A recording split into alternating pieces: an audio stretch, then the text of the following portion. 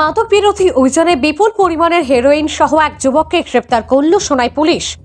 এই মুহূর্তের সবচেয়ে বড় খবর, ড্রাগস বিরোধী অভিযানে বিপুল পরিমাণের হেরোইন সহকারে এক যুবককে আটক করল সোনাই পুলিশ।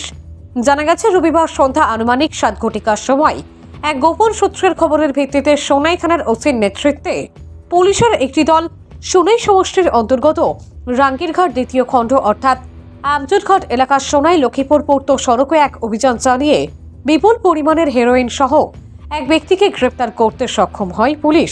পুলিশ সূত্রে জানা গেছে, গ্রেপ্তার হওয়া যুবক হলেন সোনাই থানার অন্তর্গত শাহাজউদ্দিন লস্কর বাপন হোসেন নামের পাচারকারী। তার কাছ থেকে অভিযান চালিয়ে 5টি সাবানের প্লাস্টিক বাক্সে 197.83 গ্রাম হেরোইন এবং পাচারে ব্যবহৃত AS11 AD 3270 নম্বরের একটি স্কুটি ও একটি মোবাইল ফোন বাজেয়াপ্ত করে সোনাই পুলিশ। পরে উদ্ধার করা মাদক দ্রব্য সহ তাকে গ্রেপ্তার করে থানায় নিয়ে আসে পুলিশ।